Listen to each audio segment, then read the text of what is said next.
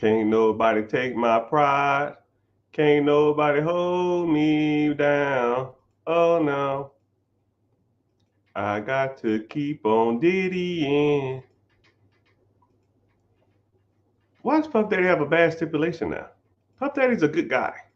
He seems like he's very trustworthy, and he seems like a good guy. Cap. Anyways, what's happening, everybody? What's going on? Hope all is well. And I hope you here and excited and ready to learn.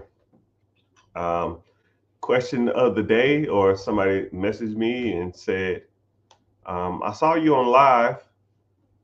Thank you. Welcome in. Blessings to you too. Someone said to me, do you teach real estate? And that's a great question, but it's also a question within a question. It's like a subcategory of a subcategory. But real quick, I'm gonna talk about the platforms. Facebook, welcome. YouTube, welcome. Twitch, welcome. Twitter is checking in now.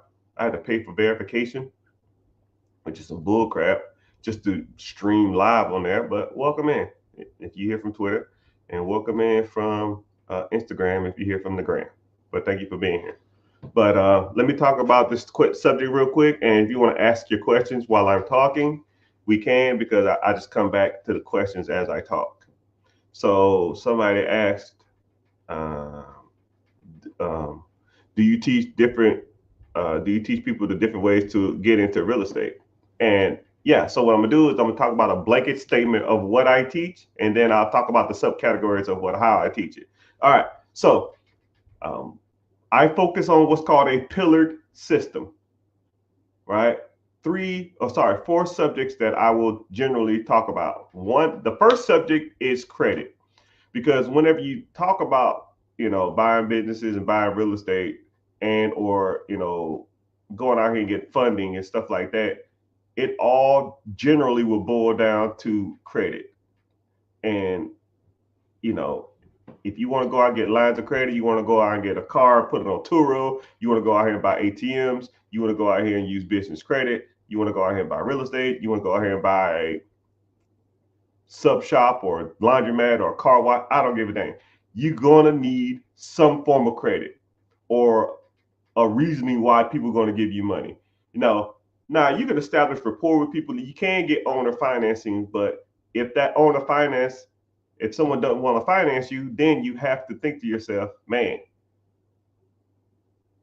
I got to go out here and get a line of credit from the bank. So you need to be working on your personal credit always, always, always. Personal credit, credit profile, credit score, FICO score. Then you also need to be working on your business credit, business lines of credit, and business funding, right? And all of those will encompass credit.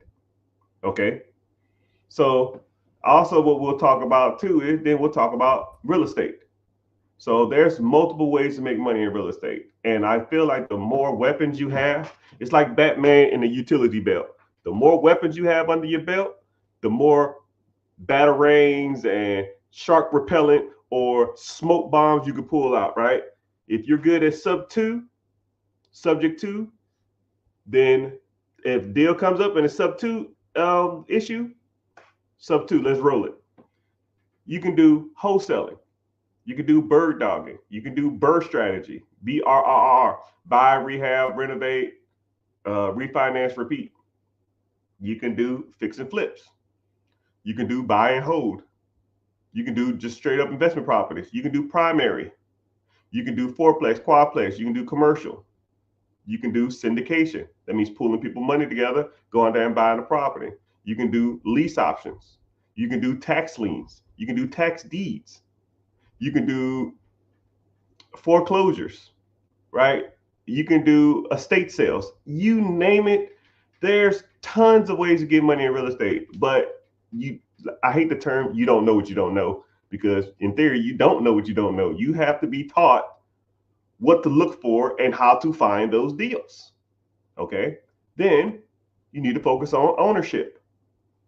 ownership of a business or ownership of something that makes you money every month that you don't got to work that hard for or not work as much as you working for your job now.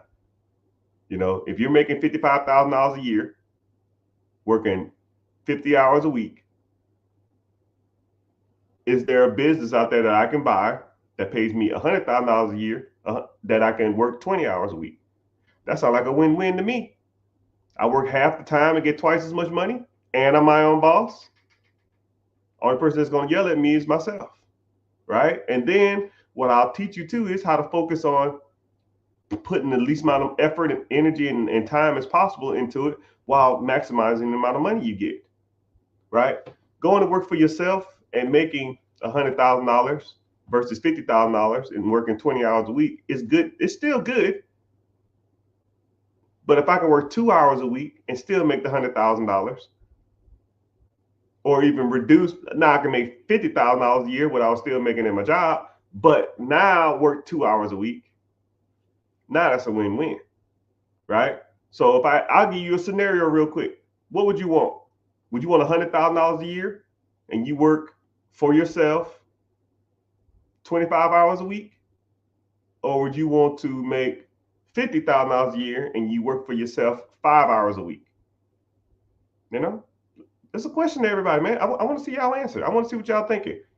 25 hours a week, 100K, 5 hours a week, 20 hours. I mean, 5 hours a week, 50,000. 50,000, 5 hours, 100K, 25 hours, right? Some people want the money. Some people just want to work for themselves. Some people want the time, you know, but those are things that you need to be asking yourself whenever you're going out here and looking for businesses, right?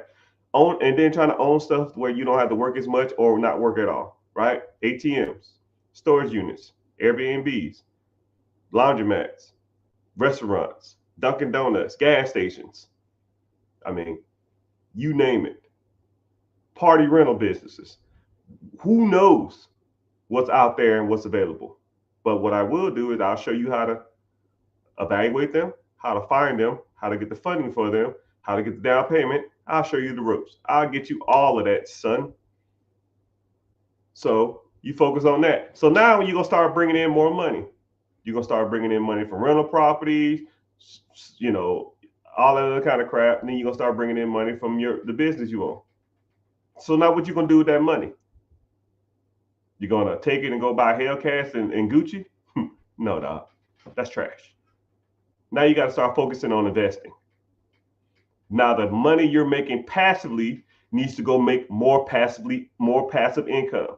Meaning you make money from the real estate, you make money from the business. Now you got to put it into more pots that make more money. Investing, stocks, bonds, mutual funds, ETFs, 401ks, IRAs, ETFs, freaking whatever you name it. And now that money is making you more money, and so forth and so on.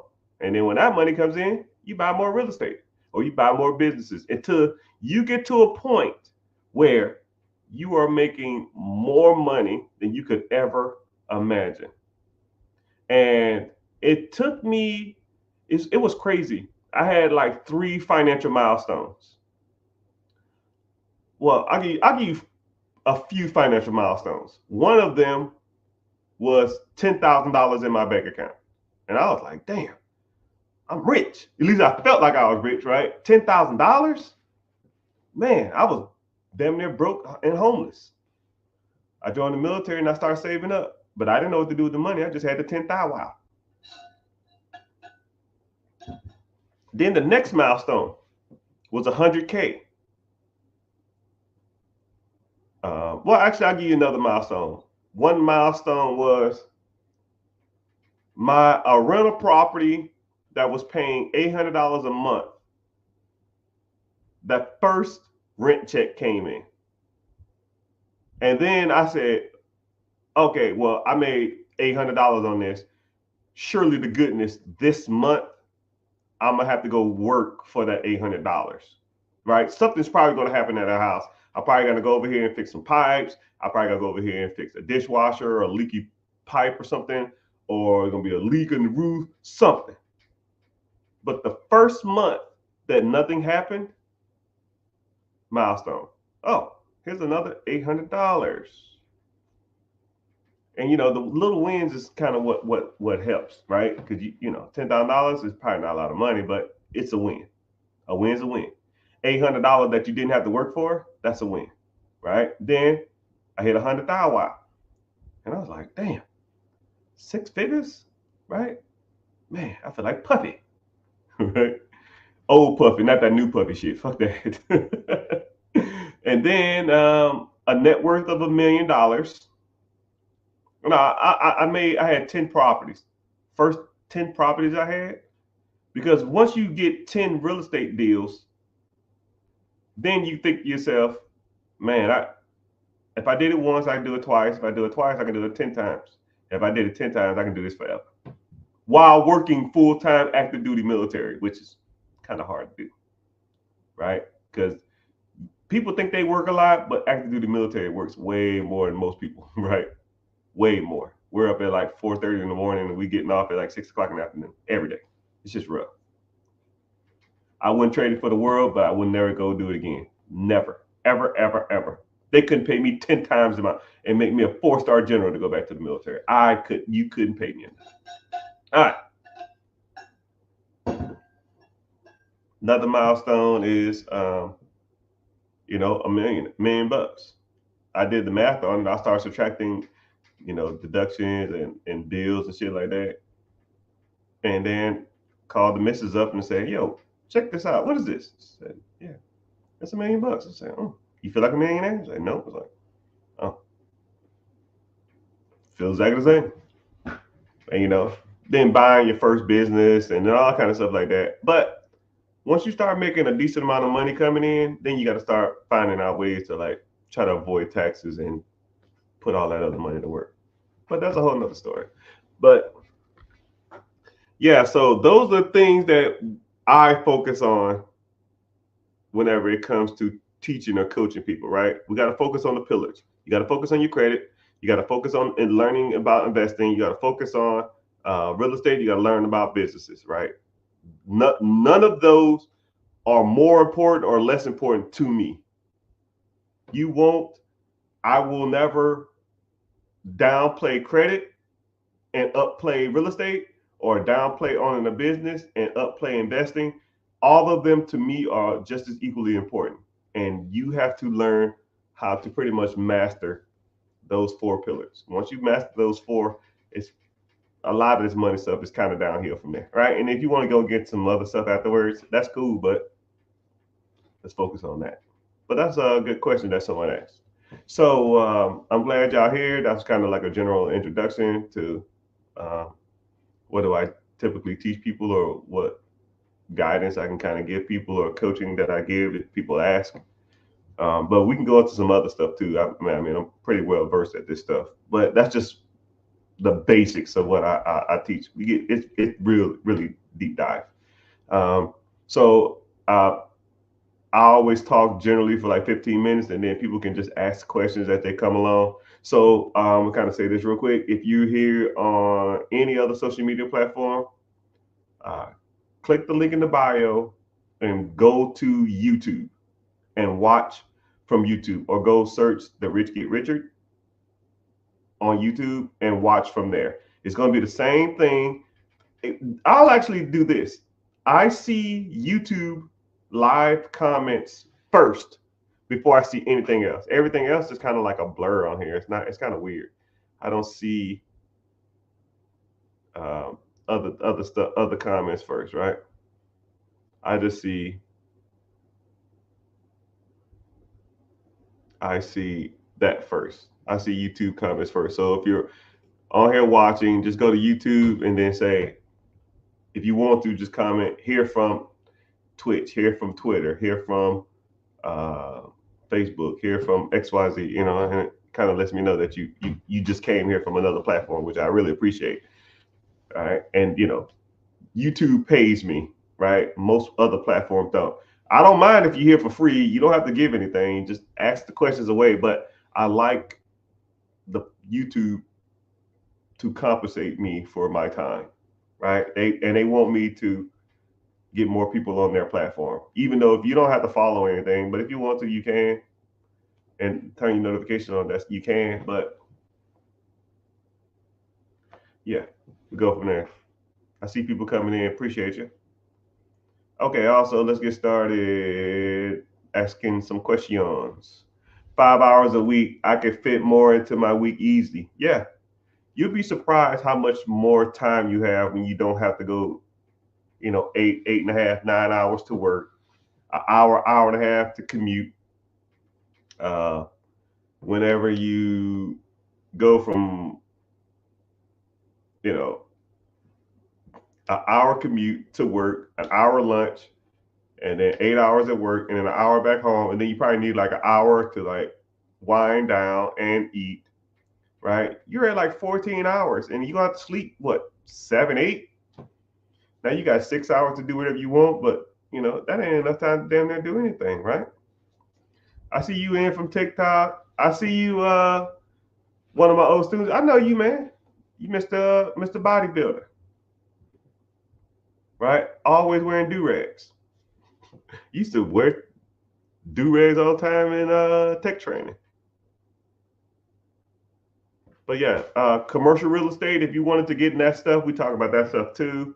Commercial real estate is one of those industries that are like, I ain't gonna say it's harder to get into, but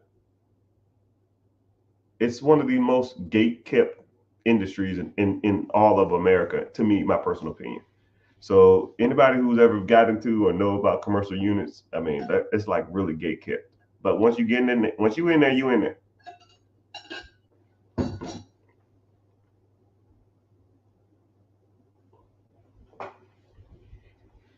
Real quick question.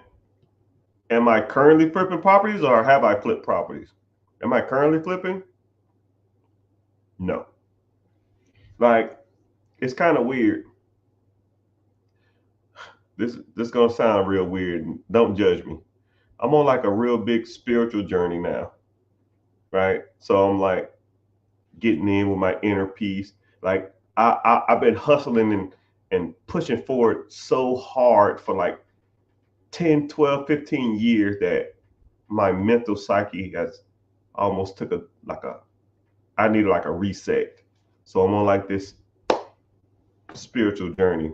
So I really haven't been doing a lot of things that I need to be doing. But I'll get back on it. But honestly, I've only been looking for investment properties only in like 2 areas, and I'm kind of picky. I can afford to be picky. I'm not in a rush, right? Do you think the Feds will cut rates 2 more times before the election? If you really think about it, before the election, during the election, or even after the election, people always talk about Mike or Sir, whoever. That's a great question, but I'm gonna put you on some real game. The Feds cutting rates is almost irrelevant to real estate or anything. So, okay, I'll break it down like this. Let's say there's a property out there, and let's say it's $100,000. Let's say the interest rate is 2% on $100,000. Your payment is going to be $600 a month. It cash flows. It rents out for $1,500. So your profit is $900. Okay. If the market goes up, then rent rate is directly correlated. So your rent rates go up, but your property is going to stay the same price for the next 30 years. You have that locked in. Rent rates typically don't go down. Rent rates are rent rates, right? If y'all stay in an area where the rent rate has gone down, please let me know, because I ain't seen it in any America ever, anywhere in the world. $1,200 in Texas is, if it's just $1,200, it's $1,200. Right? Some people might go down $50 to $100 to probably get a tenant in there faster or something like that, but it's generally going to be the same price. Okay, same scenario. It's rented for $1,500. Let's say the $100,000 property is at 9%, right?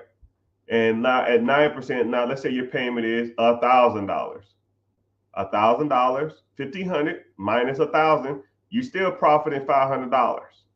And that payment is locked in for 10 years or 30 years. If you are cash flowing on a property, why do you care what the interest rates are? You know what I mean? You're focusing on the wrong thing. Does it make you money every month? If you look at the cash flow and it makes enough money for you to do the deal, you shouldn't even care how much the interest rate is. I don't even look at interest rates no more. I do not care. I'm here to tell you right now, we don't care. We don't care. Actually, I just refinanced a portfolio of 10 properties at whatever the interest rate was. I cashed out 6 figures. You don't pay capital gains tax on debt. And my cash flow is still, 20, 30% on average for a piece of property I got. So if I refinance 10 properties and my the average rent rate in that area is $1,400 and my average mortgage on the properties is $900, I'm cash flowing $500 still, and I cashed out, $200,000 of debt, which debt-free debt you don't pay capital gains tax on. I pay no taxes on my cash out. Then I still make $500 a month per property. 500 times 10 property, that's $5K. That's $60K a year. I didn't say shit about no interest rate. Don't care. If your payment is $500 with a 10% interest rate, you need to rent out for double. But that's a good question, right? But yeah, don't give a damn about the number. I don't give a damn about the Fed rates. Don't care. Now, if you want to get into like a cheaper primary home, maybe, but even then, the money you're saving on interest rates, you're losing out on equity. I mean, think about it like this. Either you're going to be in a battle, with the price, or you're going to be in the battle with interest rates. When interest rates was low, you fought the price. When interest rates was high, prices went up because people was fighting over the price. So now you got to deal with interest rates, but not a lot of people are buying now. So you can kind of catch a deal. But let's say you bought a house 2020, so 2020. Man, there's too many houses. Man, it's too hard out here, man. The houses are cheap. It's too hard to get a house. Yeah, you bought a house for $300,000 in 2020. Now your house is probably worth $500,000 now. You're chasing an interest rate and you lost out on $200,000 of equity. But now the interest rates are high. Now you're complaining that, man, interest rates are high. But when interest rates were low, you was complaining that the houses was too high. Now the houses are high with high interest rates. You got to pick your poison, man. Actually, there is no poison to pick. Get your ass in a house and then start buying investment properties. As long as they cash flow or you're living in one, work with it. Say word.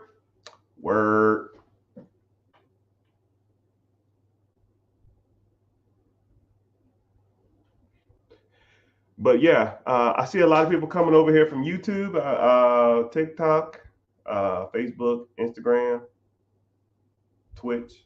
I got to count. Somebody's always in Twitch. I don't know who. I set up a Twitch account as a joke, but thank you for being here. Really appreciate it. I have to swap pages to see who, what's it called? Somebody said they dropping a daughter off at college. Yeah, man. Yeah, it's that time of year, right? Everybody's getting back to the swing of school and all that kind of stuff. And yeah, let's get to it.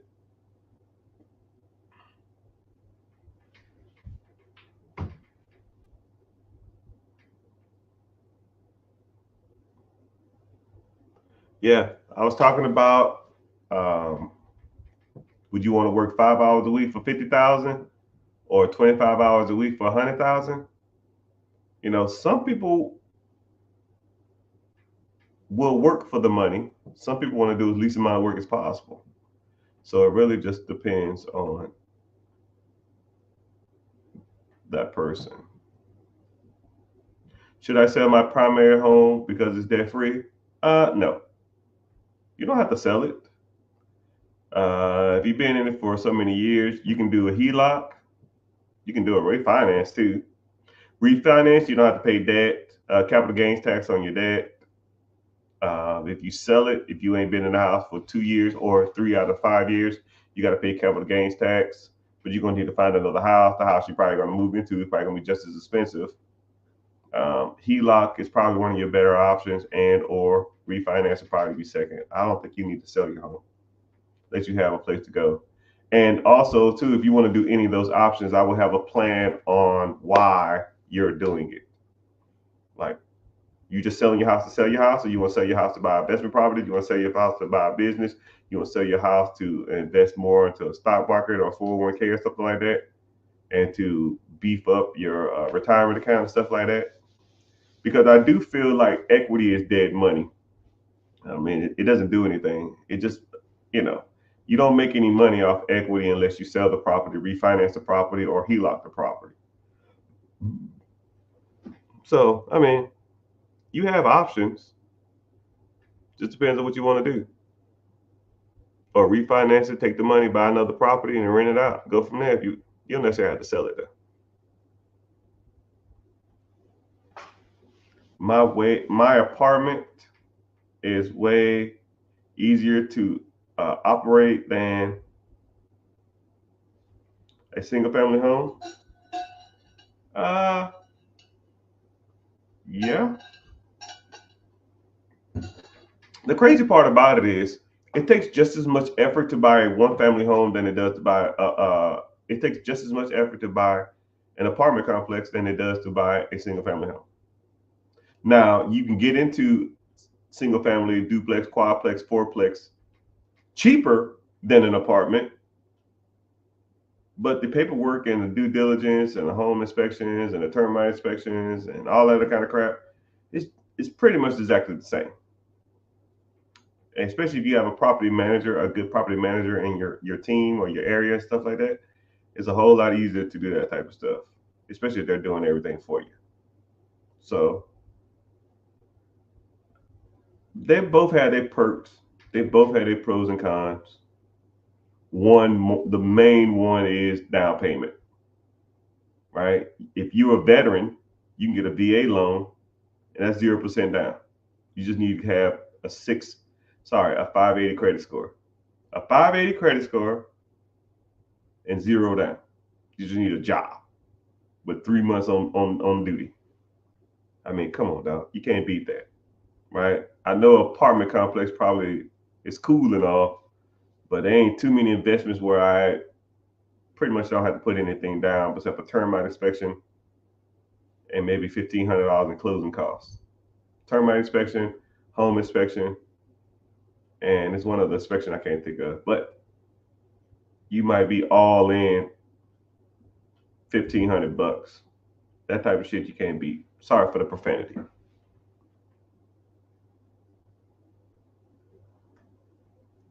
On my first property, should I flip it or should I rent it? Flipping is cool, but I think flipping is like the stepchild of investing. Once you get into flipping, you always have to keep flipping. There's no end goal to flipping. You just got to keep flipping because you say if you bought a property for 50, you put in 50, and you sell it for 170. You're gonna pay some closing costs and some fees and stuff like that. And let's say you profited 50. You have to do a 1031 exchange so you don't have to pay capital gains tax on your 50. So now you got to roll that 50 you made over to another property. And now you got to more likely buy another property to flip it. So now you have to, or you can split that profit up into 2 properties, and now you got to flip both of those. And now you're just constantly flipping, constantly chasing the tail of the flip game, which you can make some decent money, but You start getting into like buying and holding, it's a little slower. You know, you're not gonna make $50,000 in like 8 weeks or nothing like that, but you'll have some decent equity. You'll have some cash flow, $500 to $800, and then you take that profit and you save it up and you buy another one. I mean, it's just slower. They both had their perks. They both had their ups and downs. Just depends on what you want to deal with. Say word, word.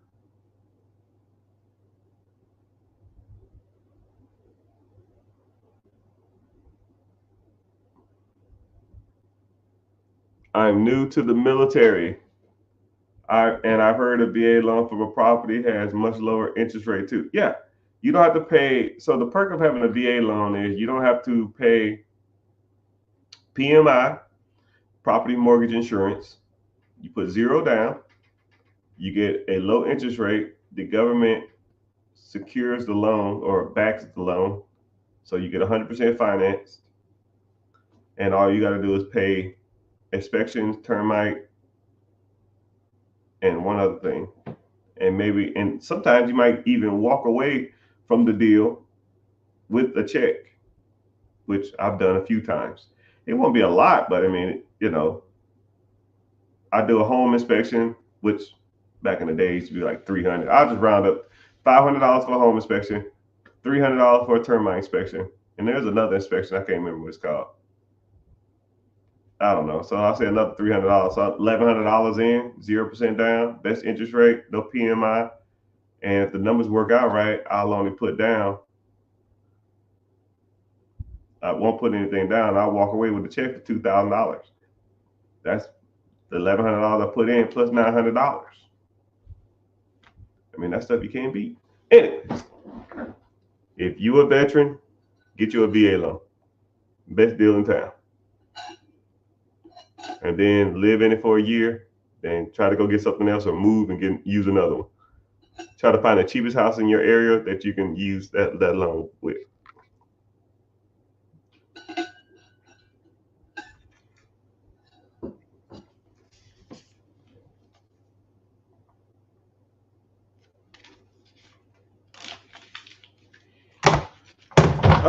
But yeah, welcome in. I see people trickling in from the YouTubes. I see people trickling in from the Instagram. I appreciate y'all for being here. I'm streaming on all platforms besides one of my Instagrams is acting up. It's kind of funny how that works.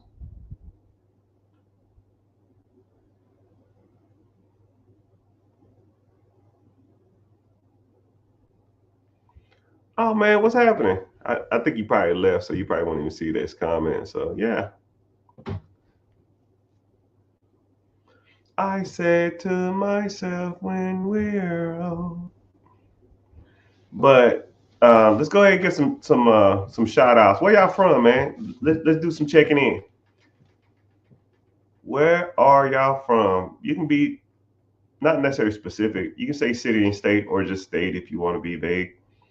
But I've traveled during my military time. I traveled all over the world. I've probably been to majority of all states. Majority, not all though. Some of that like North Dakota stuff I ain't touched, but Augusta in the house. I see you. SoCal, New Orleans. I was born in Louisiana. Maryland, Fort. You in the Army then. Arkansas, good place to invest in real estate. Michigan is a good place to invest in real estate. Philadelphia, good place. Philadelphia. Um, I'm not trying to discourage anybody or like hype up anybody, but Philadelphia, Pittsburgh, VA.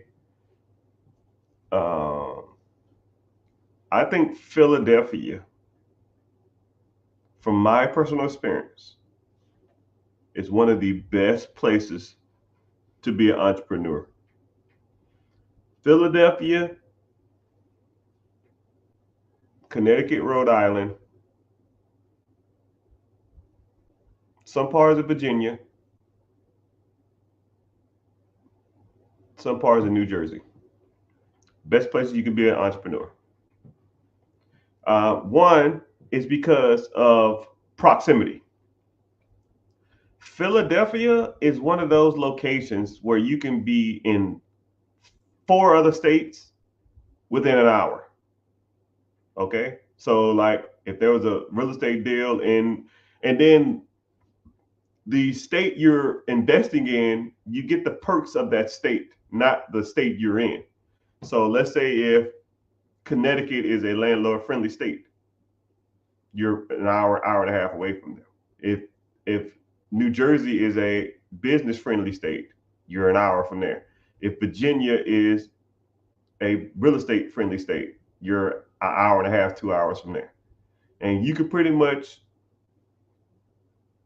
commute through multiple states, right? You could be, one thing about Philly, you can be in multiple states in, not a lot of time, right? Just for example, so like I'll kind of keep, okay, so you could be in Maryland, an hour and a half. You can be in New Jersey, 30 minutes. You could be in Richmond, Virginia, 3 hours. You can be in all of Philadelphia, 4 hours max. Or sorry, Pennsylvania. You can be in New York. And then you can get into like, if you wanted to go to Boston, you could be in Massachusetts. You can be in, it's comically, you could be in Connecticut. You could be in Rhode Island in 3 hours, 4 hours. You are exposed to so many different areas and so many different states and so many state policies in one area.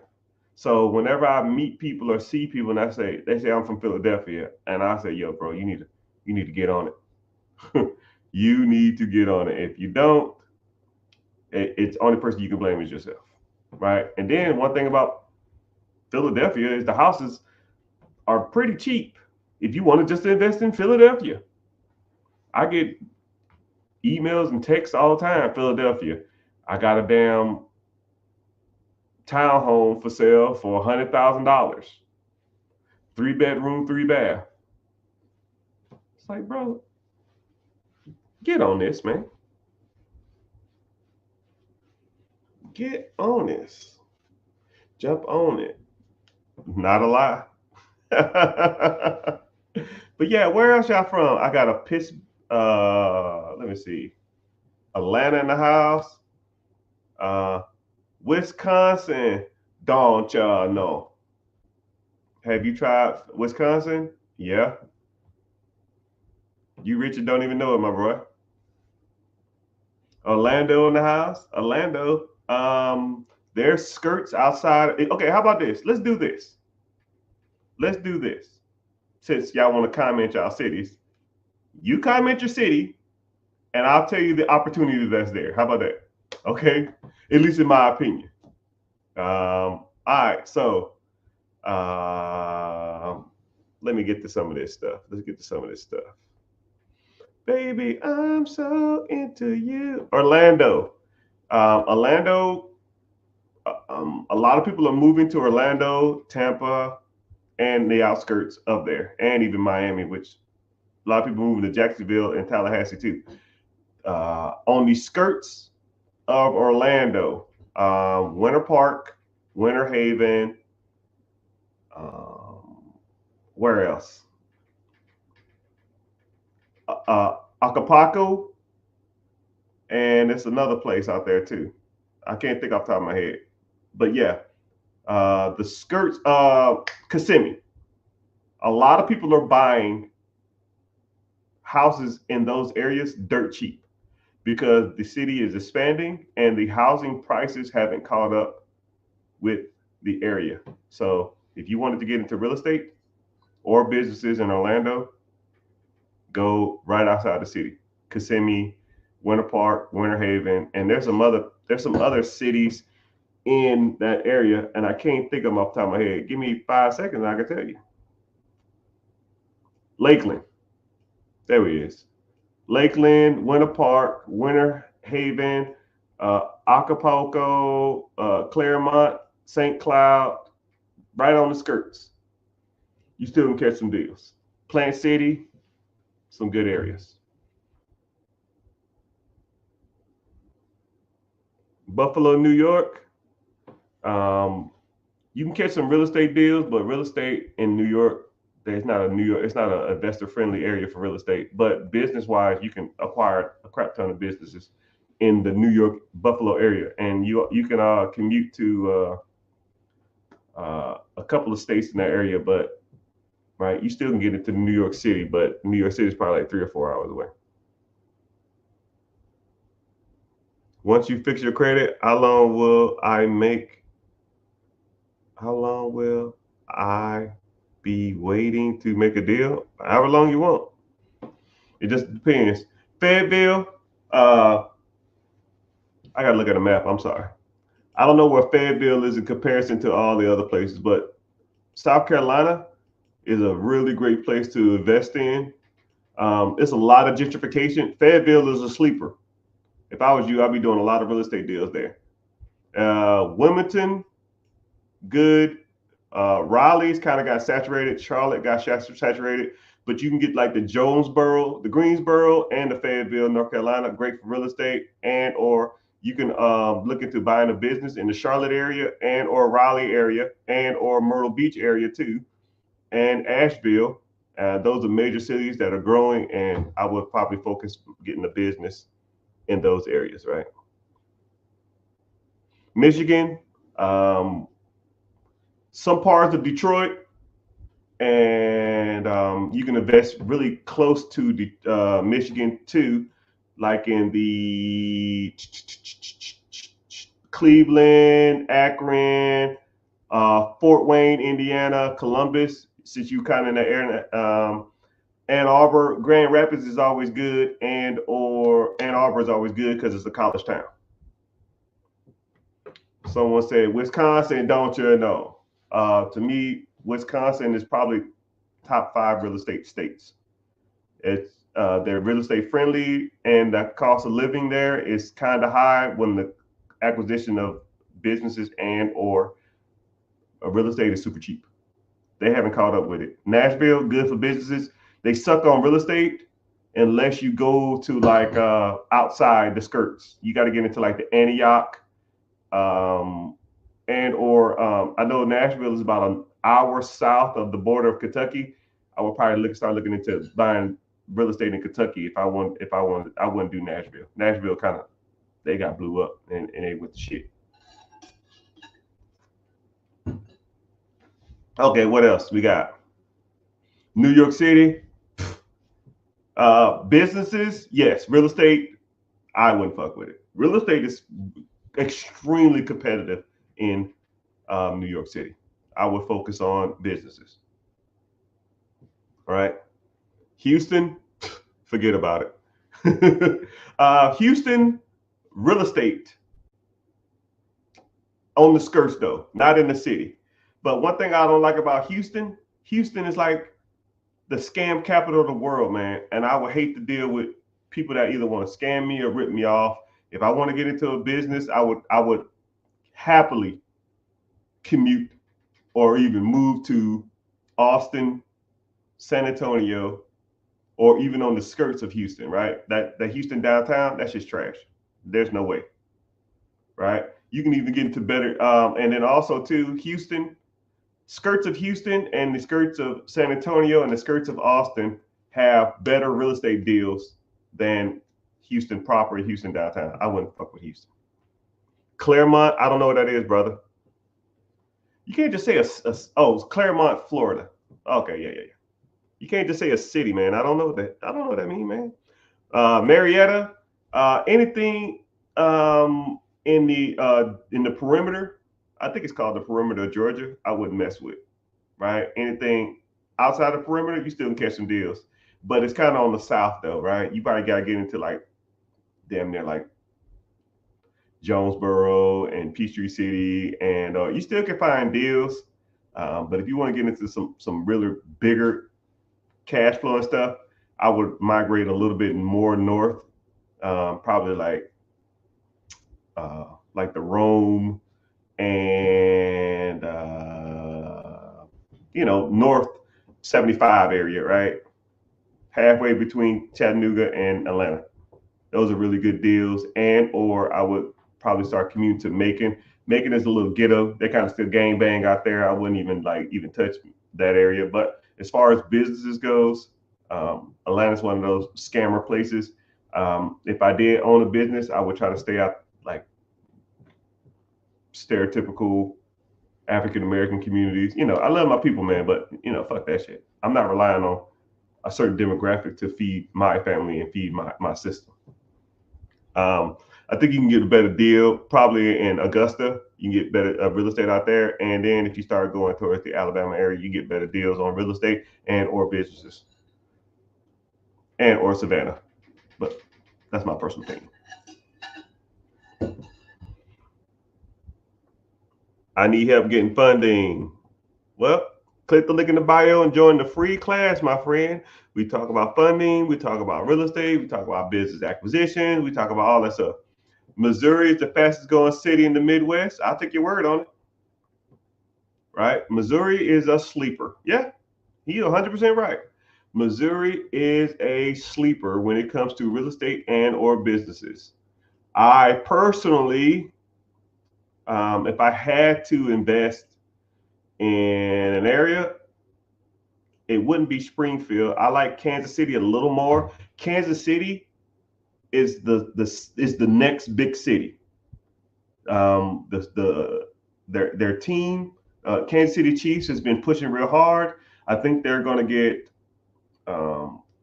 They're trying to host in the Olympics. When the Olympics? No. Is it the Olympics? No. Is it the World Cup? They're trying to host some of the World Cup games. They're growing their international airport, and I think Kansas City is a good area to invest in real estate and or businesses. I like Springfield, Illinois, which is a little closer. Columbia, St. Louis, not East Side. That's the hood. Screw East Side. I wouldn't do that. But Springfield is a good area. But if you're going to invest in Springfield, I like Tulsa. If you can commute to Tulsa, it's a little better. That's just my personal opinion, though, from what I've seen. OKC is always a good area, right? It's like a major city without being a major city. Do you think it's good time to start an investment club? It's good time to start whatever you want. If you into it, and you got to put in the work, though, man. But investment club is kind of one of those weird things. You got to put in the work. You got to sit, like, you can see how I'm just sitting on live I'm on Facebook, 2 Facebook groups. I'm on YouTube. I'm on Twitch. I'm on Twitter. I'm on 2 Instagram pages, and I'm on TikTok. Right. And I just sit on here and I give game away. And I know the areas because I know a lot of real estate investors. I know a lot of people who invest, and I just sit on here and talk about money. And you got to give a lot of game to people away for years before they even make your shit even trustworthy, right? You got to put at least 3 years, right? I met Gary Vee once, and Gary Vee said, "Yo, man, give them game for free for 3 years, and then if you want to ask them for something, then you go from there, right?" Just like people say all the time, "Yo, bro, you've been putting me on for years and never asked for a dime. You want to start an investment club, you got to give away the game, right? You got to give it away, right?" Like, so I just have to talk to people right now and tell them what's the best things to invest in their area. So I'm off track now. All right, so keep commenting your cities, and I'll let you know where. I just said North Carolina, my guy. Someone said, "Can I get in touch with the SBA guy?"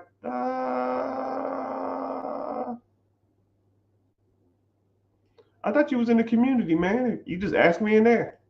I don't know. I ain't seen a turkey in a while. I don't know where Salem is, but I'll say it again. Charlotte is good for businesses. Raleigh is good for businesses. If you want to get into real estate, Fayetteville, Greenville, the skirts of Raleigh, and the skirts like the Concords and stuff like that is really good. I don't even know where Salem is. I have no clue where that is. Because, you know, think about it like this. You don't want to start a business or buy a business. You don't want to buy a business or you don't want to buy a business in an area that can't support the business. If your town has 30,000 people and you're trying to buy a business there, right? There's not enough, in my opinion, there's not enough people there to support your business. You want people. People equals opportunity and money, right? Would you rather have a $100,000 business in a town with 50,000 people, or would you rather $1 million business in a town with 1 million people, right? It's right. I want the people. The more people in my town that come in and support my business, the more opportunity I have. That's what makes the money, right? And even if I was in a small town and everybody in my town just loves my place, you're relying on a limited demographic. And if some new up and coming place come up, then I'm screwed, right? But you got a distant place in in a bigger city, you can always thrive. But hey, what do I know? So that's why I always try to, like, if I'm gonna invest in if I'm gonna invest in an area, I'm gonna invest in an area that can support what I want to do. Now with real estate is a little different. You can almost invest anywhere in real estate. Try not to get to like the whole donkey towns, but majority of cities you can almost invest in real estate because people are always gonna need a place to live. Now, when it comes to businesses and stuff, I want to have more population. Okay, just my personal opinion. Someone said Green Bay, Wisconsin. Don't y'all know? Yeah, Green Bay is sleeper. Actually, Green Bay just came up. Green Bay just maybe in the last 2 years, prices just doubled. I wouldn't personally want to invest in Green Bay. I would go to like what's the cities? I can't remember. Not Dupree. Not Minnesota. Minnesota. No, sorry, Milwaukee. And it's one more city in Wisconsin. Not De Pere. Yeah, I would probably lean toward Madison. Madison. That's what I was talking about. Madison and Wisconsin. Madison and Milwaukee. Way better cities. Birmingham. Birmingham is good if you can get near the schools, but the real estate is top 10 places to invest in real estate, in my personal opinion. You still can get houses in Alabama for $60K, $70K. You can find apartment complexes in Alabama for $500,000. You just got to know how to look and get funded for them. But hey, what do I know? Oh man. When it comes to real estate, starting off, should you make about 10 calls a day until you get what you need? I don't know what that means. No. Hell no. Who you calling? Ghostbusters? Making 10 calls to who? Hey man, you want to sell your property? You want to sell your property? No, man. I don't outbound. I inbound.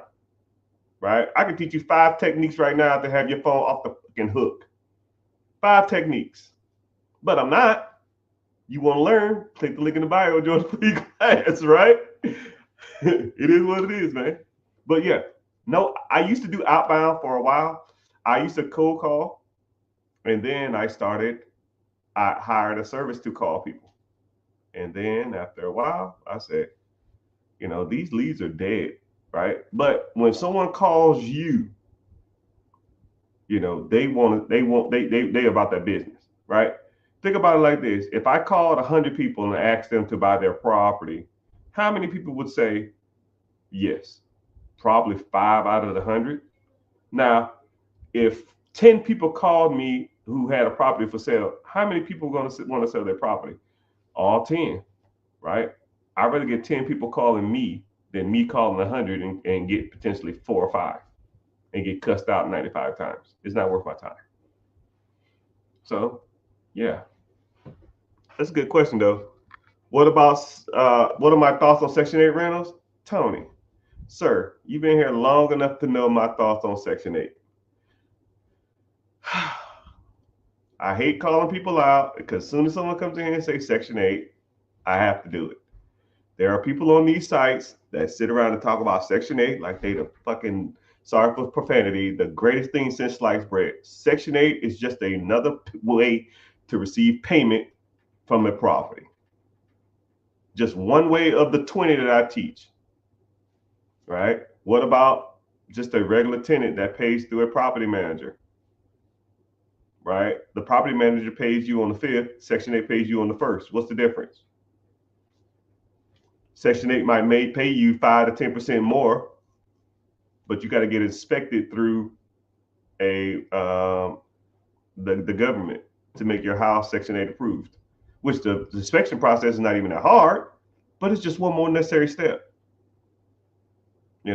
For let's say if the property is supposed to rent off for $1,500, I get $1,600 versus $1,500. My cash flow is $800 versus $900. Ooh, right? You got 100 damn properties. Okay, well, I made $57,000 this month versus $59,000. You think I give a damn about that? Right? Section 8 is cool. So is wholesaling. So is syndication. So is BRRRR strategy. So is lease options. So is freaking buy and hold. So is BRRRR method. So is Section 8. So is syndication. So is sub 2. So is lease options. So is bird dogging. All of that shit the same. It's the technique is irrelevant. Let's get some deals done. Right? It's like saying, I want to be an MMA fighter. What specialty should I specialize in? It don't make a difference. You want to focus on Taekwondo? You want to focus on kickboxing? You want to focus on karate? Don't care. Get your ass in this ring and let's fight. That's the goal. Someone said New Orleans. New Orleans is okay.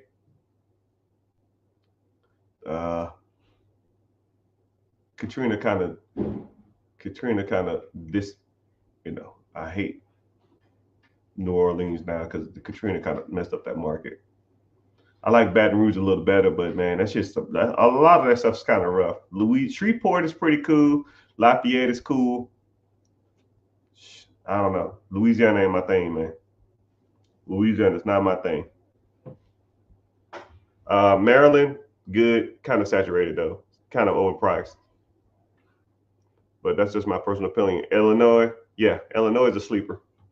You can get a lot of deals in Illinois. Because one thing about Illinois is you can still go up to like the skirts of Chicago, which ain't the hood. And then you still can do like some Naperville stuff or Naperville. And you can still go to like Springfield.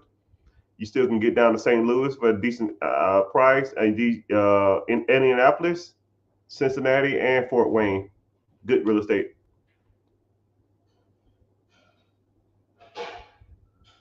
About to get the sub 2 hybrid deal, single family house with golf cart. Hey man, you said like every term there. I'm gonna get to a sub 2 hybrid loan ramification refinance. Like, huh? I'll take your word on it, man. I hope you get the deal done. I'm not even gonna need to dissect that. It's just a lot going on. A sub 2 hybrid deal on a single family home with golf course business. Should I do a SBA or a PML? Private money loan?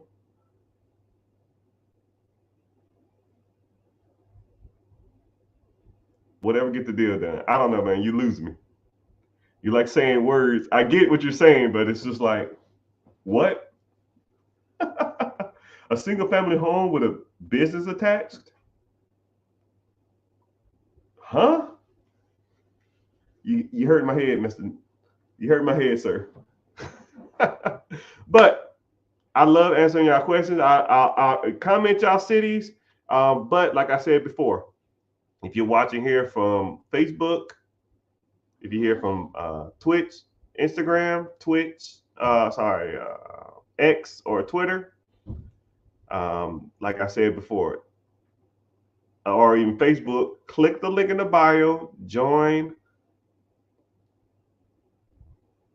and watch from YouTube because YouTube pays me to be here, right? I don't mind talking, right? You might as well go ahead and contribute to me making some kind of money. I really don't make much, right? I think for every like 15 minutes you stay here, I get like a nickel or something, but it adds up. It adds up. Someone said, yeah, both Oklahoma and Tulsa are sleepers. You think I'm out here screwing around?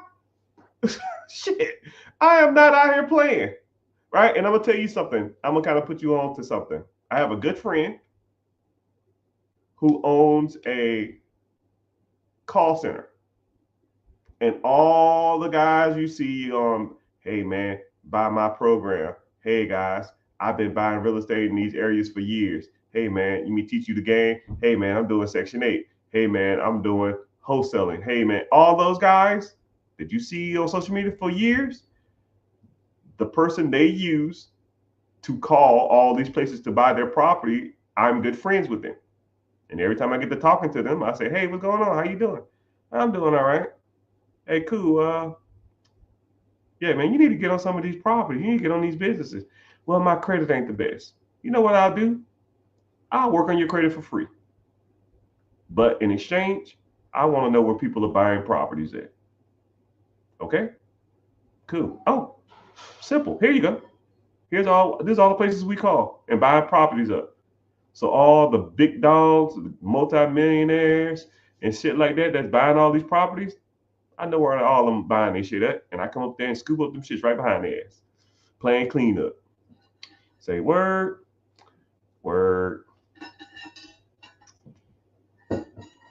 But yeah, click the link in the bio, join in on YouTube because it helps my platform grow. And yeah, appreciate y'all being here. So let's keep going. ATLANTAGA, that's where I stay. You still can catch some sleepers unless you want to do some fix and flipping in the Georgia perimeter inside of 275. You still can catch some fix and flips out there. Housing prices out there just got ridiculous. And owning a business in Atlanta to me is rough, man. I am not out there trying to get dealing with scammers and stuff like that. Houston and Atlanta, shit no. Scam city, man. So I would almost focus on the skirts. Athens, Peachtree City, Jonesboro, Savannah, Macon, Augusta, Rome, even up to Chattanooga, or even go out there to Carrollton. And yeah, I would focus on those areas if I wanted to get in real estate. Philadelphia, man, y'all must just begin here. Yeah, Philadelphia, like I said before, Philadelphia is one of the best cities, in my personal opinion, to invest in, because Philadelphia is an hour from Jersey, an hour from Delaware, an hour from Maryland, an hour from Washington, D.C., 2 hours from New York City, 3 hours from Connecticut, 3 hours from Rhode Island, 4 hours from Pennsylvania. You can get to 10 major cities in 4 hours, right? And now it depends on what you want to focus on. If you want to focus on businesses, let's buy a business that's in a state that's more business friendly. You can pick, you had your pick of the litter: Baltimore, Atlantic City, Philly, Pittsburgh, Baltimore, New York, Winter Haven, Hartford, Connecticut. You have your pick of the litter of all these major cities, and you still get the damn Richmond. Richmond can get to in what, 4 or 5 hours, 4 hours? So I mean, Philadelphia is, and then you can even buy real estate in Philadelphia. You can buy townhouses for $100,000 in Philadelphia. You know, we in here. I see you. But yeah, what I'm doing is for those who just got here or just here, comment your city, and I'll tell you a best course of action for investing there. Because, like I said, I talked to the heavy hitters in most states or most cities, and yeah, I kind of tell you where to go. New Jersey, yeah, you were right in there too. I think New Jersey is not a good state to own real estate in, so that's why you probably have to invest out of state. I don't remember off the top of my head though, right? I don't know specifically what is all the states that are like good for rental markets and not, right? It's that shit would drive me crazy if I sat there and thought about that stuff all the time, right?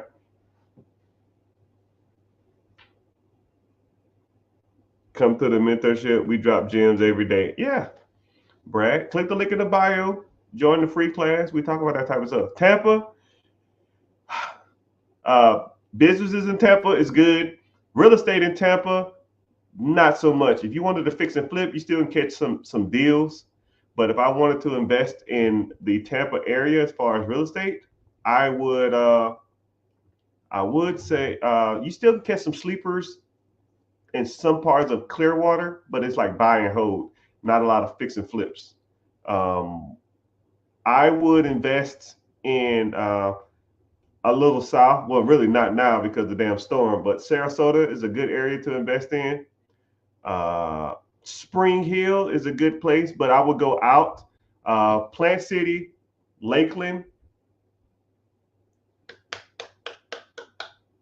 Winter Park, and Winter Haven, and Lake Wales, especially Lakeland. Um, I fixed and flipped a house in Lakeland.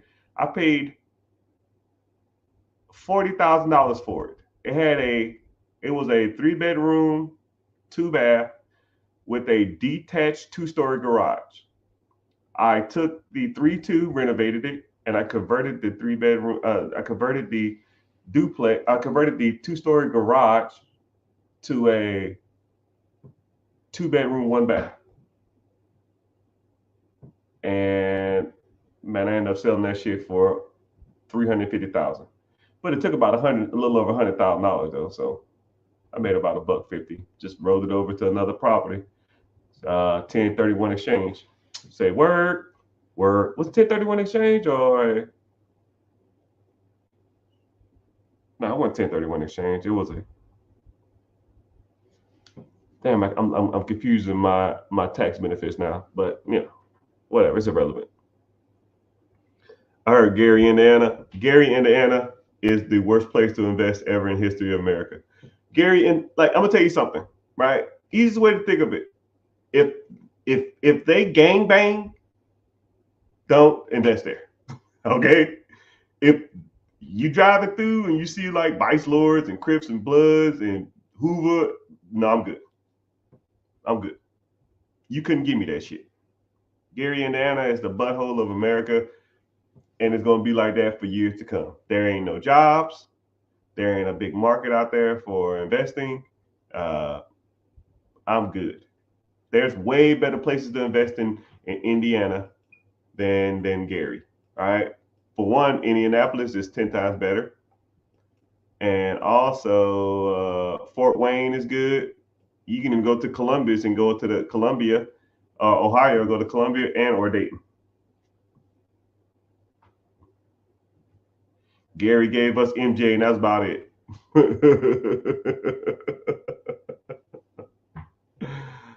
Oh man, Peachtree City is nice. I'm not saying that there's parts of Georgia that aren't nice, but anywhere in the perimeter of Atlanta, you can forget about it. Everything's overpriced. And I don't like doing business in Atlanta because it's the scammer capital of the world, second to Houston, right? But yeah, Fayetteville. So Fayetteville, let me think. McDonough, Stockbridge, Jonesboro, Fayetteville, Peachtree City, Loganville, Lawrenceville, Woodstock, Alpharetta, Douglasville, Billerica, all of the places right outside. You still can catch deals out there. Someone said, can you help with business funding? Yeah. That's what we do here, right? Click the link in the bio, join the free class. I can help you with that. Whoever giving a hope, spamming the likes, I appreciate you. I appreciate you. I think someone just ended the chat and they start talking about, I sent you that business deal. Today's Sunday. All right, you listening? I'm talking to someone specifically. You guys can listen for a second if you want to, but he knows who I'm talking to. I sent you a deal. You got a week, brother. All right. You got a week. If you ain't on it in a week, I'm scooping. The more I think about it, I almost shouldn't even told you, but I was being nice. 2 hours of work for $60,000 profit. Come on, dog. That's $5,500 a month for 2 hours of work. 2 hours of work a week. That's 10 hours a month. I'll even break down that calculation if you want it. So 5,500 divided by 10 hours a month. That's $550 an hour. Now, who in here makes $550 an hour? Raise your hand.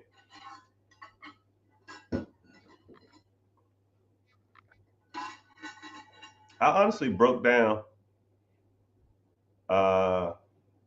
The only issue is it has bad reviews on the current employees. All right. Training.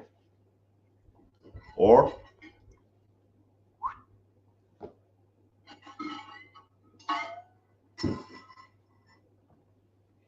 I would say, if I bought a business and it had bad reviews, I probably would either, first of all, I would comment on every review as the business and say, I'm sorry that you had to go through this. We're under new management now. If you want to revisit us, we're in a training program to give our clientele a better experience.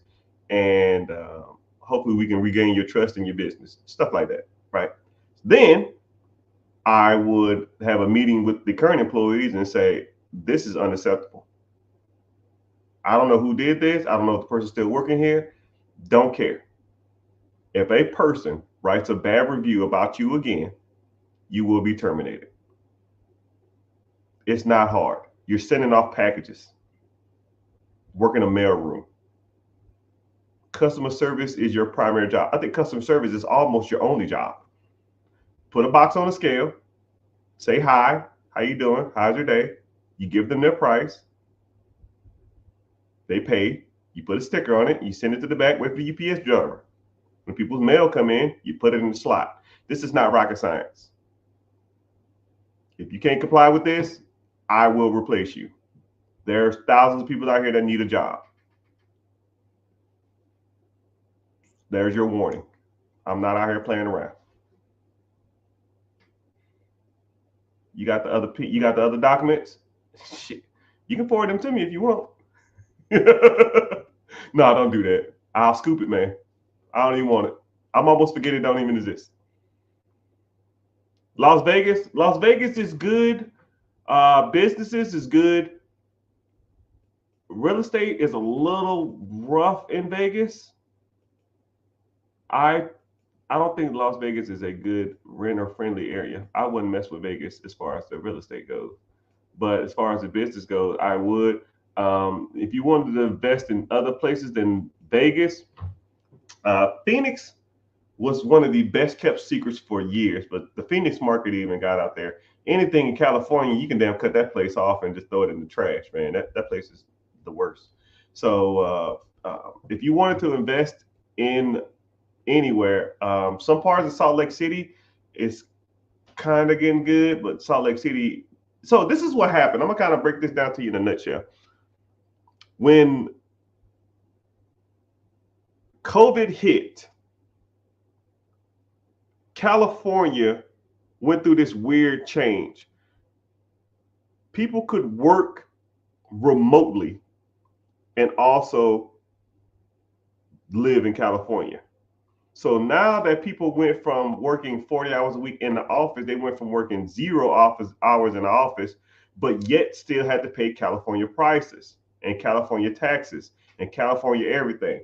But if you're working remotely and you're compensated for California prices, but you don't have to be there to work there. So now you can just migrate outside of California. That's why a lot of the places like Portland, Oregon, Seattle,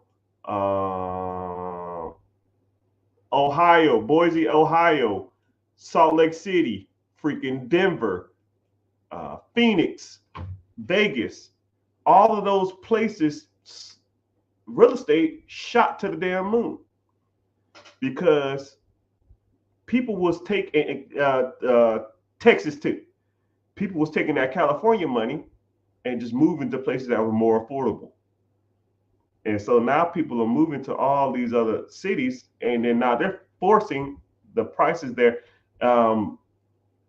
There was a boom in Boise, Ohio, or Idaho, that I remember that in the city of Boise, it was at one point in time where there was 2 houses for sale in that whole city.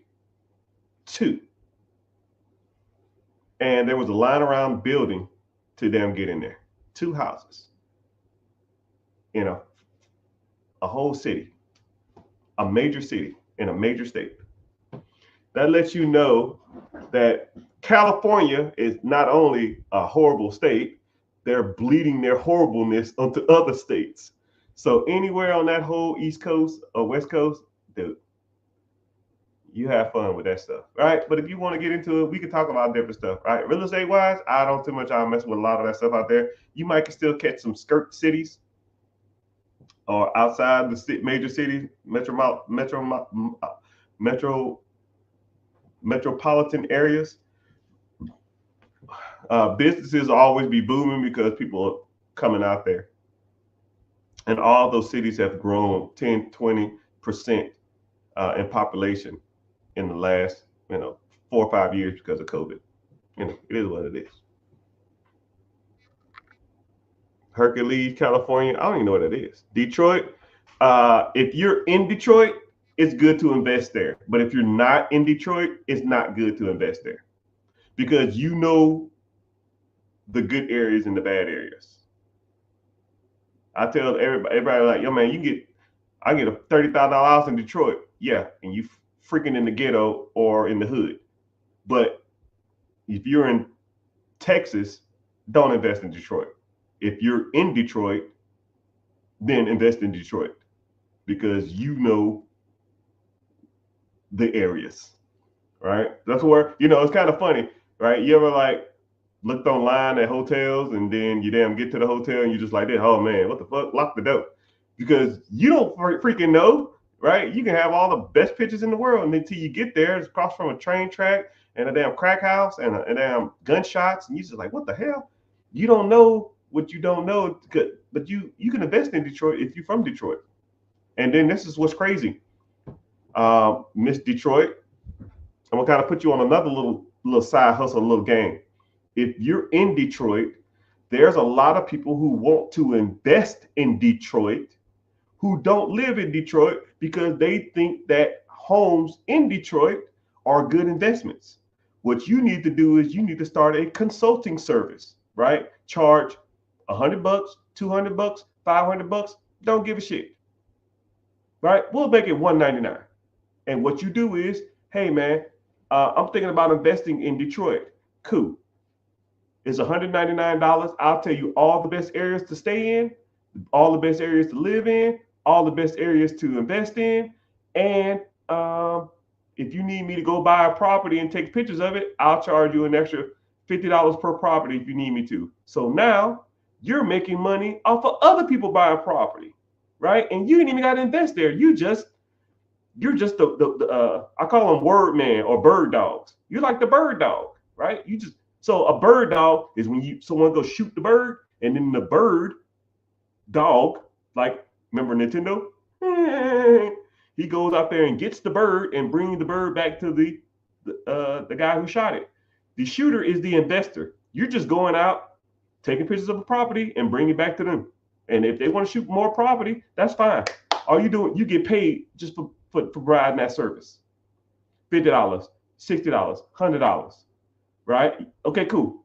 I'll go out and take property pictures for $50. You buy the property, you give me $250. If they're making, $500 a month on the property, who cares? They don't give a damn. And then this is where it gets better. They're not there. Why don't you start a property management business? And now you consult them on what properties to buy. You take pictures of the properties they want to buy. And now you manage the properties that they buy for them. 1, 2, 3. You make $150 on the consulting. You make $50 on them taking pictures. You make $150 for you buying the property, and then you make 10% of the rent whenever they have the property. God damn it, this shit's easy, man. Why ain't y'all rich? This is what I do, people. Man, jeez. But hey. What do I know? What do I know?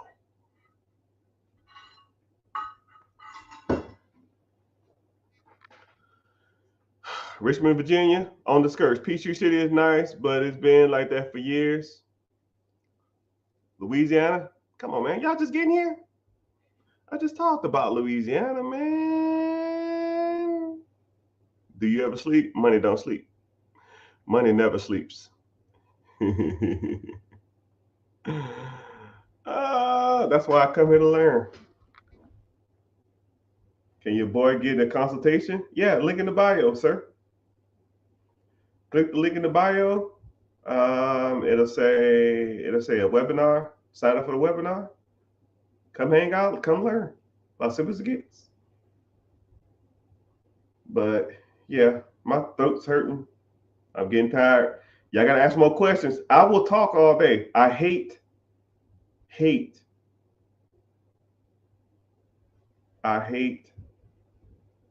coming up with questions, but I'll answer questions all day long. If you just got here, comment what city you from, and I'll see if there's any good deals, or I'll tell you a good strategy or a good way, what areas to focus on if you wanted to get into certain things. But for the most part, you can always buy good businesses in most major cities. Most major cities, Austin, great business, great for business, great for real estate. San Antonio is great for businesses. San Antonio is really great for real estate. Really great for real estate. Round Rock, good for real estate. On the skirts, Austin is kind of saturated with the real estate thing because of the software jobs that are there. They kind of like pushed up the prices on a lot of that stuff. So real estate, you still can do some fix and flipping, but if you want to get on the skirts and just start finding real estate out there, but there's a lot of property. So for those who don't know, one thing about Dallas is, or one thing about Texas is a owner finance first state, or a owner finance real estate agent state, meaning that like, so for example, let's say if you lived in, I don't know, Kentucky or something, I don't know. You go to buy a property that's listed on the MLS, typically you got to have financing through a mortgage company or something like that before you make an offer on the property. You say, hey, this property is for $200,000. Will you take $199 for it, or $195? They go to the agent, they go to the owner, and they say, yeah, I'll take $195. Now you got to go get financing through a mortgage company. And that's typically how it's negotiated in most states. But one thing about Texas is that Texas states can be negotiated owner financing through the agent, which doesn't happen a lot.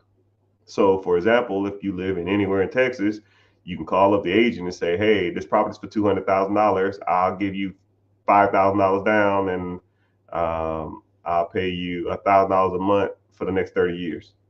And then they'll present that offer, and if they take it, then the seller pays the commission through the sale of the deal, which is typically the down payment.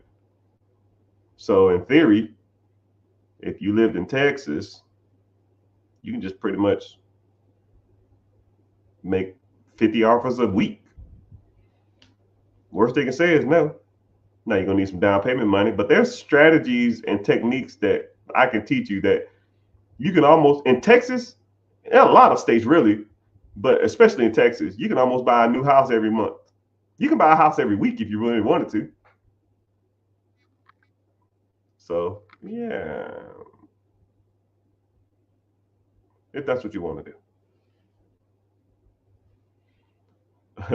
Sleeping is for broke people. Shit. Yeah, I try not to sleep, but it was a time when I used to be on it, man. I used to just be like 20-hour days, man. But my body's just like, oh my goodness, I'm fucking tired.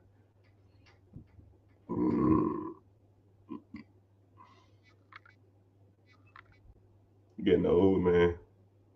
Body can't do it like I used to. Let me see. How can I go through seller financing through Illinois? You got options. Can't go through an agent though. Can't go through an agent. You got to find some deals. There's ways you can do it though, right? I can't share my screen here. If I could share my screen, I could walk you through it, but that's kind of a detailed thing. I just kind of explain Texas because Texas is one of those weird states. But yeah, you can almost own or finance anything. You just got to know what you're talking about. You got to know certain techniques and ways to do it. I got a technique when it comes to buying real estate, which I really don't talk about it a lot. It's called the triple threat. If you learn how to triple threat, you can buy a house a month. You can buy a house a week if you know how to triple threat. Simple. Which link do I click? I don't know, man. Click the link in the bio. I don't know what you're looking at. Just go to the main page,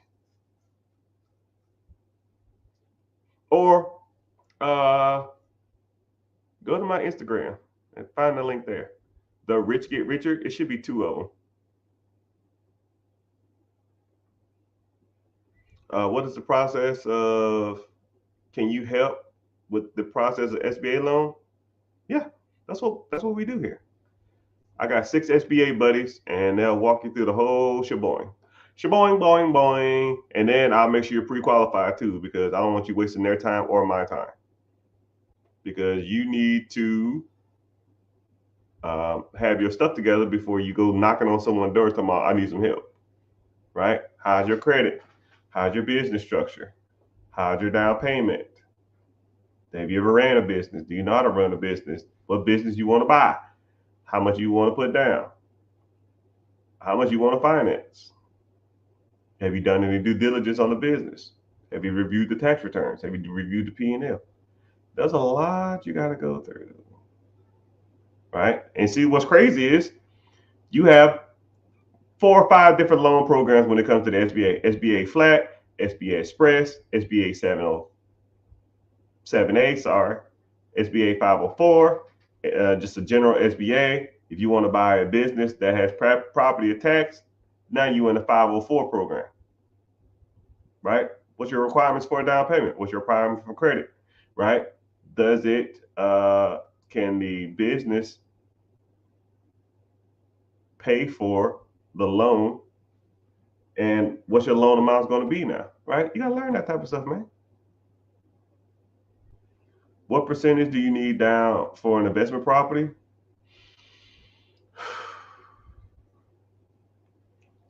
Investment is subjective, but I think all properties are investor. But you want to get into a primary home, you got a VA loan, 0% down. You want to do a NACA program, 0 down. You want to do a HUD home, $1,000 down. You want to do a FHA, 3.5% down. You want to do a traditional, 5%. You want to do a conventional loan, 5%. You want to do a commercial loan, real estate, typically 20%, depending on the state. Investment property, that's not your primary home. You can get into it for 12 to 20, 25, depending on the state.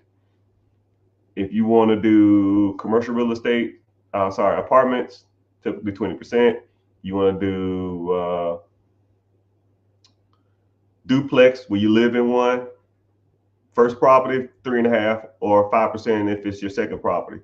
If you want to do a triplex or a quadplex, 3.5 if it's your first unit, 0% down if it's if you're a vet or you done military service, or 5% if you already bought a property before and it's not your first property. I don't know if that answers your question, man, but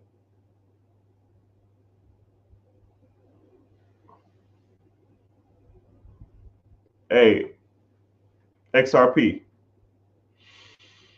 I'm gonna say this the nicest way as possible.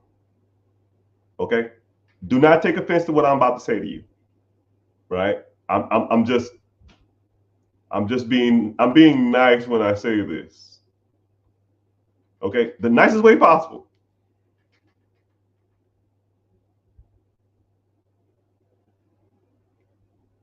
You sound like you kind of don't know what you're talking about. You need some true guidance. Okay. I'm not saying you're not, I'm not saying, don't take it offense. But when people are trying to pop a deal like what you're saying, they say different stuff, right? Like this. Hey man, I want to be a professional basketball player. Cool. Do you have any experience in basketball? I got some Jordans.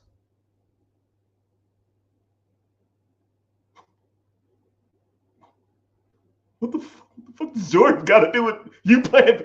Okay, like that. That's what you sound like. I'm not trying to be rude, but you need some help, my Brian. You need some help. I'm not saying. I'm not saying you're right or wrong. You just. I deal with businesses and real estate a lot, and when people say certain things, right? They it's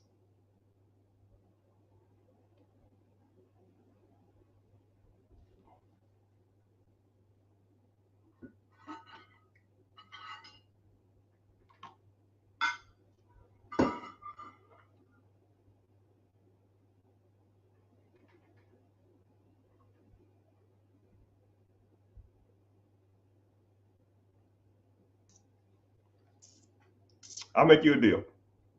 Okay. It sounds like you kind of know what you're doing, and I'm gonna give you a bone. Shoot me an email, and I'll shoot you one of my referrals. Okay. All right. Now, if he comes to me and say, "Why the hell you send me this guy?" I'm gonna be upset. Well, I want you to be upset. I'm just gonna say, I'm telling you, man. They're gonna say, you know, this is not a joke, a waste of your time. I'm not saying that you are joking, right? I need to get on a call seriously. Yes, okay, that's cool. Click the link in the bio, join the free class, man. Or you can send me an email directly, but they're going to you're gonna need more paperwork, man. I can already tell you. I can already tell you. You're gonna be wasting their time, man. I'm telling you. I don't need the class. I hire you to set up the deal. Yeah. Well, I don't. I don't have time, man. If that was the case, I'd be on damn phone all day doing other people's deals. I don't do that. I don't have time. But is home inspection probable? It can be. You work a lot though. Start your bit. I hope Kevin comes. Give us soft energy. No, I don't want to. I hate. I hate shooting down dreams, and I'm rooting for all of y'all. It's just from what you're saying, you're like kind of there, but you're not. I appreciate that you're like committed, but it's the equivalent of somebody saying, like you're showing up to like the Dallas Cowboys stadium, and they're like, "Yeah, I want to play football." You're like, okay, well, are you any good? You ever played before?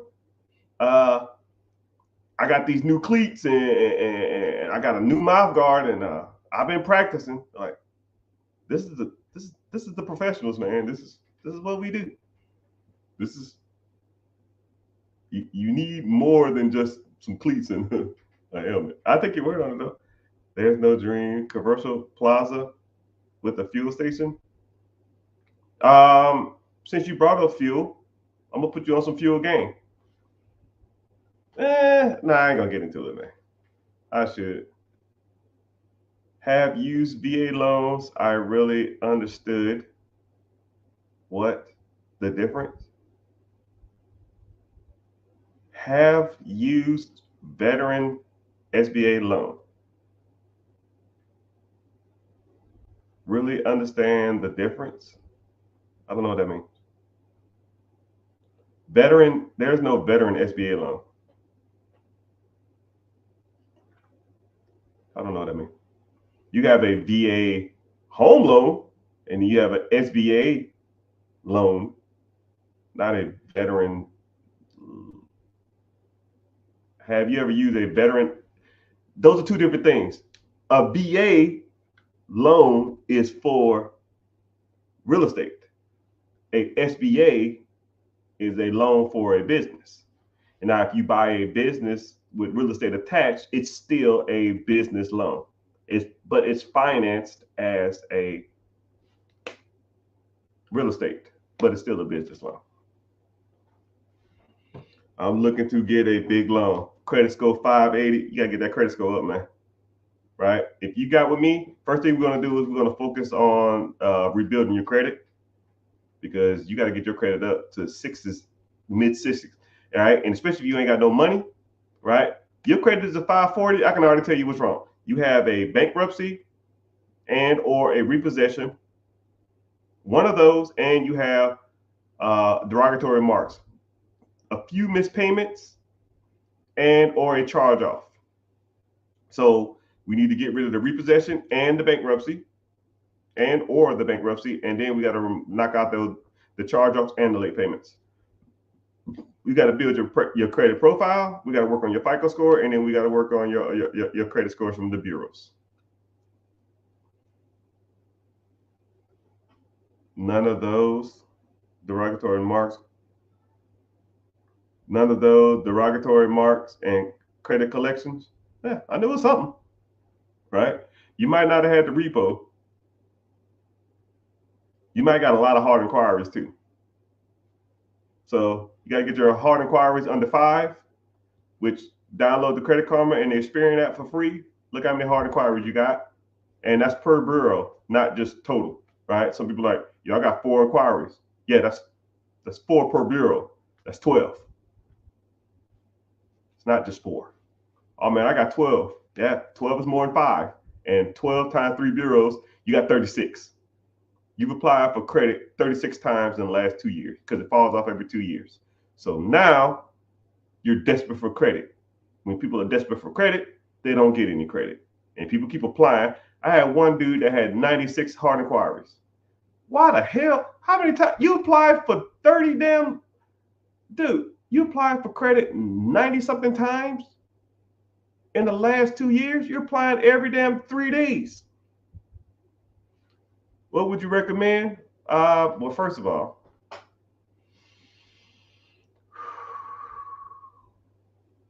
when it comes to gas stations, a lot of people focus on the wrong things when it comes to gas stations. They don't even know the numbers and the ins and outs of even focusing on gas stations. One,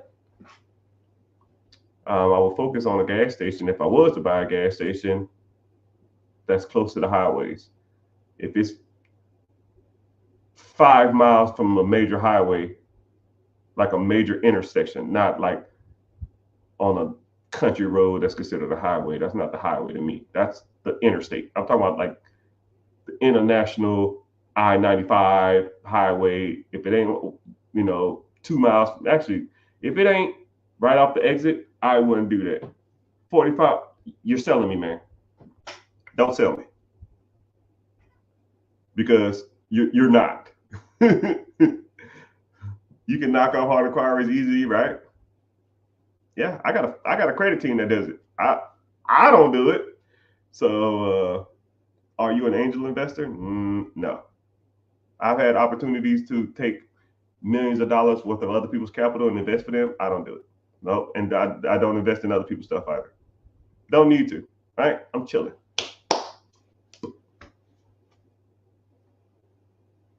So if I'd like you to be within a mile from a major highway. If it's not within a mile of a major highway, it ain't for me, man. If I was to do a gas station, which I probably wouldn't. Gas stations don't make money from gas, right? Gas stations probably make 5 to 10 cents per gallon.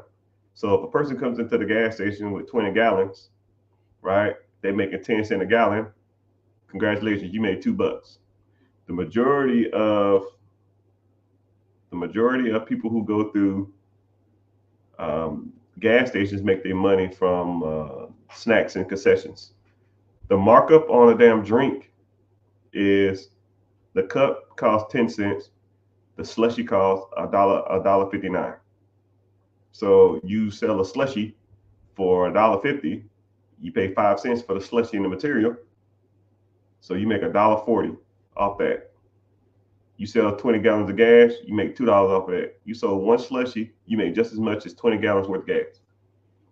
But local gas stations, a lot of people don't go into the local gas stations. They just pump their gas and bounce. Versus the ones that are close to the highway, people actually stop, they get out, and they go pee and use the bathroom. Their family go in there and use the bathroom. And then little Timmy wants some snacks. So you buy little Timmy snacks. That's why the damn gas station prices are so damn high. Like, damn, a bag of combos is $4.50 because I pay 50 cents for this shit and I sell it for $4. You got $20 worth of gas, or 20 gallons worth of gas.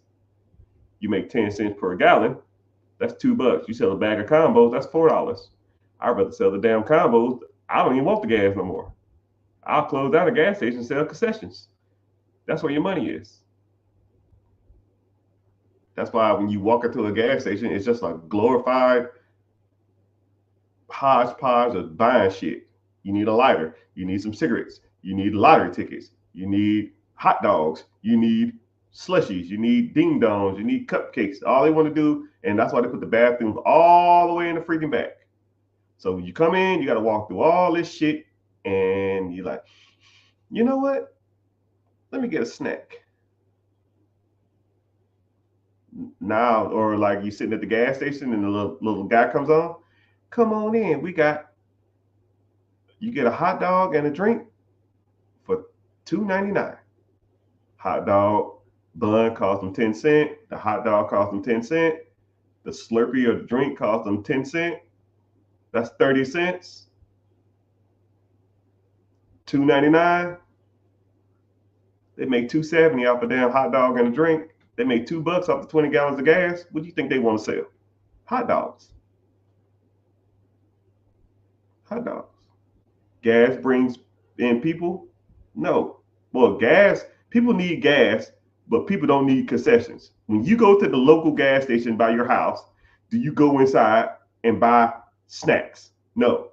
You can just go to the gas station. You can go to the grocery store, or you can go to McDonald's or something like that. Right? People generally don't go to the gas station, inside the gas station, on their local gas stations. People generally go inside the gas station when they're traveling off the highway. Truck drivers, or people that's traveling cross country, they stop at the gas station, they pee. That's why Buc-ee's is so popular. You think Buc-ee's make money off their gas? No, they make money off the damn $12 damn barbecue they got in there. barbecue sandwich that they paid $3 for. You can buy $20 worth of gas and make $2, or you can sell a pulled pork sandwich for $10 that costs you $2. That's $8 profit. So what you want to do? You want to sell gas or you want to sell concessions? You want to sell concessions? Get a gas station near the damn highway. You want to sell gas? Get something inner city. But I tell you what, the inner city ones close down all the time. But hey, what do I know? Maybe I'm just making shit up. Anyways, that's why I say stuff like, brother, you're walking into a gym with some shoes on and a basketball thinking you can hoop with Michael Jordan. That's why I say stuff like that. And you want to buy a gas station, you should know these things. And you're just like, nah, man, I can figure it out. I'm good.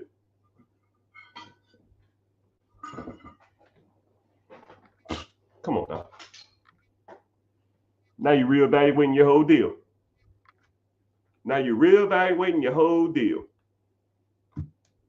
Man, is this business near a major highway? You already lost, brother. That's why people hire me to do this. That's why I'm the best at this.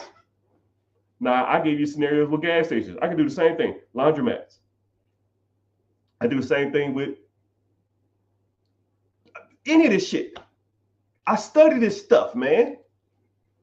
Any of it, any business, I'll break it down. I can talk to you about a half an hour, any business on here. But I'm not. Sometimes you got to show people that you're not out here freaking around. This stuff is not a game. I'm not out here playing around. I do this. But mainstream social media, Facebook, YouTube, Twitch, Instagram, Twitter, they get mad at me if I'm on. They get mad at me if I'm on for more than 2 hours.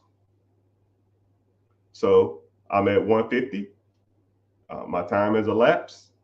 So make sure those social media sites, make sure you're liking, following, turn your notifications on. So next time someone just asked, could I break down wholesaling? Too easy.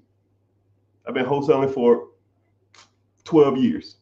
I can tell you techniques on wholesaling that you never even heard of. But make sure you're following. Make sure you come to the free class.